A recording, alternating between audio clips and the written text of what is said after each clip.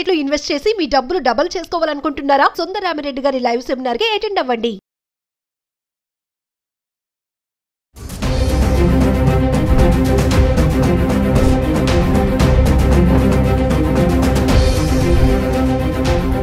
నమస్తే, welcome back to Suman TV. Present మనతో పాటు ఉన్నారు సర్టిఫైడ్ రీసెర్చ్ అనలిస్ట్ పవన్ గారు. నమస్తే పవన్ గారు.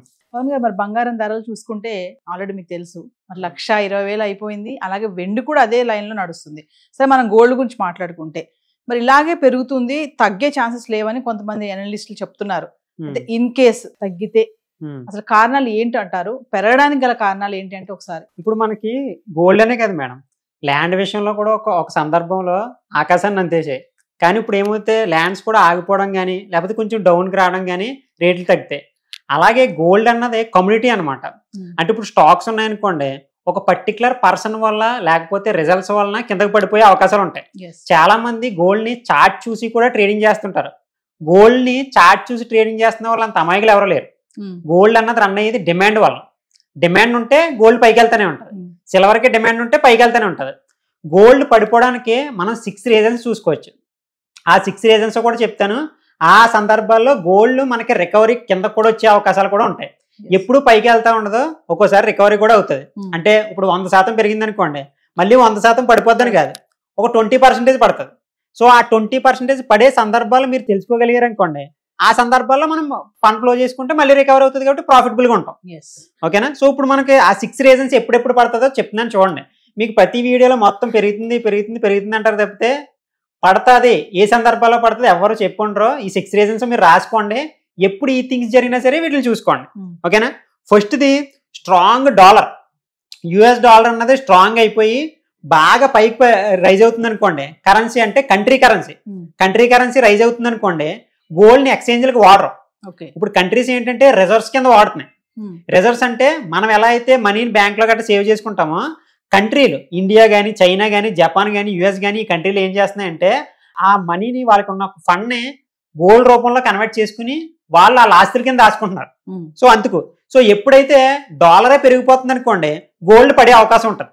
ఫస్ట్ రీజన్ ఇది. మీకు ఎప్పుడన్నా డాలర్ స్ట్రాంగ్ గా రైజ్ అయిపోతుంది, ట్రంప్ బాగానే ఉన్నారు, అన్సర్టెనిటీ ఏమీ లేదు, టారిఫ్లు లేవు, ఫెడ్ ఇంట్రెస్ట్ రేట్లు లేవు అని ఏదన్నా న్యూసెస్ వచ్చినాయి అనుకోండి, డాలర్ పెరిగిపోతే వెళ్ళిపోతే గోల్డ్ కొంచెం తగ్గే అవకాశం ఉంది. ఇది ఫస్ట్ది. సెకండ్ రీజన్ వచ్చేసి ఇంట్రెస్ట్ రేట్స్ హైక్స్ అంటారు. అంటే ఏంటంటే మనకి ఏదైనా లోన్స్ తీసుకున్నాం అనుకోండి బ్యాంక్ లోని, దానికి ఒక ఇంట్రెస్ట్ రేట్స్ వేస్తారు కదా, 2%, 3%.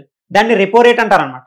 సో అది ఆర్బీఐ మేనేజ్ చేస్తూ ఉంటుంది, మీకు అప్డేట్లు ఇస్తూ ఉంటారు. మొన్న రీసెంట్ గా కూడా జరిగింది, అక్కడ ఏం చేంజ్ చేయలేదు. కానీ చేంజ్ చేస్తే, హైక్ చేస్తే, డౌన్ గ్రేడ్ చేస్తే కాదు, హైక్ చేస్తే గోల్డ్ అన్నది మళ్ళీ పడే అవకాశం అన్నది ఉంటుంది అనమాట. ఓకేనా? లోన్స్ గట్ట వాటి వల్ల దీని మీద కూడా ఇంపాక్ట్ పడే అవకాశం ఉంటుంది. పీస్ అండ్ స్టెబిలిటీ మూడోది. ఓకేనా? ఫస్ట్ది ఏం చెప్పాను, కరెన్సీ గురించి చెప్పాను. సెకండ్ది ఏమో ఇంట్రెస్ట్ రేట్స్ గురించి చెప్పాను. మూడోదేమో పీస్ అండ్ స్టెబిలిటీ. మార్కెట్ లో ఎవ్రీ కంట్రీలో వార్లు ఏం జరగకుండా, మనకి మొన్న ఇజ్రాయెల్ వార్ జరిగి, మనకి పాకిస్తాన్కి ఇండియాకి వార్ కానీ ఇలా వార్ జరిగినప్పుడు ఏంటంటే కంట్రీస్ ప్యానిక్ అయిపోతాయి. ప్యానిక్ అయిపోవడం వల్ల రూపీ వాల్యూ పడిపోవడం కానీ వాళ్ళ కంట్రీ వాల్యూ కూడా పడిపోతుంది. అప్పుడు కమ్యూనిటీ అన్నదే అందరికీ సోర్స్ అవుతుంది. సో ఆ సోర్స్ అన్నప్పుడు గోల్డ్ అన్నదే రైజ్ అవుతుంది. సో అలా ఏమీ జరగకుండా ఇలాంటి ప్రపంచం అంతా ప్రశాంతంగా ఉందనుకోండి, గోల్డ్ పడిపోతుంది. జరిగితే పెరిగిపోతుంది.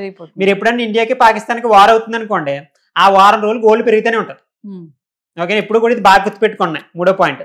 తర్వాత strong economy growth. Results, quarterly results stocks ఇక్కడ పోస్ట్ చేస్తాయి కదా. ఇప్పుడు రిలయన్స్, మెయిన్ స్టాక్స్ ఉంటాయి కదా, టాటా, ఇవన్నీ కూడా మంచి రిజల్ట్స్ పోస్ట్ చేసేసి అనుకోండి, ఇన్వెస్టర్స్ అందరూ గోల్డ్ ఇన్వెస్ట్మెంట్ చేద్దామని చూస్తారా, స్టాక్స్ ఇన్వెస్ట్మెంట్ చేద్దామని చూస్తారా? ఎక్కువ రిటర్న్స్ ఏదైతే అదే వెళ్ళిపోతారు కదా ఆటోమేటిక్. ఇప్పుడు హైప్ కాబట్టి గోల్డ్ అంటున్నారు, మరి ముందంతా ఇప్పుడు రీసెంట్ గా కదా. సో ఎందుకు? ఎకానమీ బాగాలేదు. సో ఇప్పుడు ఎప్పుడైతే మనకి ఈ స్టాక్స్ అన్ని కూడా బలంగా పర్ఫార్మెన్స్ చేసినాయి అనుకోండి, అప్పుడు మళ్ళీ గోల్డ్ కవర్ అవుతుంది, ఎందుకు వస్తుంది. ఓకేనా? ఇది 4వ పాయింట్. 5వ పాయింట్ ఏంటంటే ఇంక్రీజ్ సప్లై. అంటే ఏంటంటే సప్లై ఏంటంటే మేడం, ఇప్పుడు మనకి ఒడిశాలోనే మొన్న ఎక్కడో కానీ గోల్డ్ అన్నది రిజర్వ్ దొరికింది. మొన్న పాకిస్తాన్లో ఎక్కడో దొరికిందన్న రిజర్వ్స్. ఇలాగే రిజర్వ్స్ బల్క్లో దొరికేసినాయి అనుకోండి, ఇప్పుడు గోల్డ్ తక్కువ ఉంది కాబట్టి కొనే వాళ్ళు ఎక్కువ ఉన్నారు కాబట్టి ఆ గోల్డ్ వాల్యూ పెరిగిపోతుంది. అదే గోల్డ్ ఎక్కువ ఉంటుంది, కొనే వాళ్ళు తక్కువ మంది ఉంటే సో ఆటోమేటిక్గా వాల్యూ పడిపోద్ది. అదే విధంగా ఇక్కడ కూడా అనమాట. సో రిజర్వ్స్ ఏమన్నా దొరికినాయి అనుకోండి, అంటే మొత్తానికి పడిపోదు, ఆటోమేటిక్ కొనేస్తారు, కానీ ఒక 10% పడే అవకాశం ఉంటుంది. ఇంకా లాస్ట్ రీజన్ ఏంటంటే బుల్ మార్కెట్ అంటే ఇప్పుడు స్టాక్స్ మన ఇండెక్స్లు అన్ని కూడా సైడ్ వేస్ లో పడిపోయాయి. ట్రేడింగ్ చేసే వాళ్ళు అందరికీ తెలుసు స్టాక్ మార్కెట్. సో అక్కడ ఉండిపోయింది మార్కెట్ ఒక 4 నెలల నుంచి. ఈ 4 నెలల నుంచి గోల్డ్ కూడా రైజ్ అయిపోతుంది. అలా ఉండకుండా అది రైజ్ అవ్వడం స్టార్ట్ అయింది అనుకోండి, గోల్డ్ పడుతుంది అనమాట. మీరు ఈ 6 రీజన్స్ పట్టుకుని అన్ని కూడా అనాలిసిస్ చేసుకుంటే మీకు గోల్డ్ ఏ టైంలో పడుతుంది అన్నది చూసుకోవచ్చు అనమాట. ఇప్పుడు బంగారం పెరిగిపోతుంది కదండి, చాలా మంది ఇంకా పెరిగిపోద్దేమో అని మరి కొనేసి పెట్టుకుంటారు. అవును. ఇన్ కేస్ మరి తగ్గిపోతే పడిపోతే పరిస్థితి ఏంటి? ఇప్పుడు థింగ్స్ ఏంటంటే మేడం, గోల్డ్ అన్నా ఏదన్నా సరే, కమ్యూనిటీ అన్నా సరే, ఇప్పుడు గోల్డ్ ఎలా పెరిగింది అనుకోండి, ఒక 100 రూపీస్కి వెళ్ళింది. 100 రూపీస్కి వెళ్ళినప్పుడు మీరు 50 దగ్గర అక్కడ కొనేసారు అనుకోండి, ఓకేనా? సో అది పెరిగింది, ప్రాఫిట్ వచ్చింది. మళ్ళీ అది ఒక 30 రూపీస్ పడింది అంటే ఎంత వచ్చింది? 100లో 30 రూపీస్ తీసేస్తే 70కి వచ్చింది. 70కి వచ్చింది కదా అని చెప్పేసి అది మళ్ళీ 100కి వెళ్దా? వెళ్తుంది. ఆల్ టైమ్ కొడతానే ఉంటుంది. కానీ మీరు ఇలా వచ్చినప్పుడు మీరు మిగతా అమౌంట్ని మీ దగ్గర ఏదైతే సేవింగ్స్ ఉంటాయో, ఇప్పుడు 1 లాక్ పెట్టారు, మళ్ళీ 70కి వచ్చి ఇంకో 1 లాక్ పెట్టారు అనుకోండి, మీరు అప్పుడు 40 దగ్గర కొన్నట్టు యావరేజ్ వస్తుంది. అంటే ఇంకా కింద కొన్నట్టు మీరు. ఇప్పుడు ఇది పెరిగితే ఈ మనీకి రెండింటికి కలిపి మీకు మళ్ళీ ప్రాఫిట్ వస్తుంది. గోల్డ్ ఎప్పుడు కూడా పడ్డం అనేది లాస్ కాదు, అది ఒక ఆపర్చునిటీ. ఈ ల్యాండ్ ఇప్పుడు 1 crore దొరికింది, ఒక 1 వీక్ 70 lakhకే దొరుకుతుందంటే అందరూ కొనేస్తారు. ఆ 1 వీక్ తర్వాత మళ్ళీ అది 1 crore అయిపోతుంది. గోల్డ్ కూడా సేమ్ కాన్సెప్ట్. ఓకేనా? థ్యాంక్ యూ అండి. Thank you.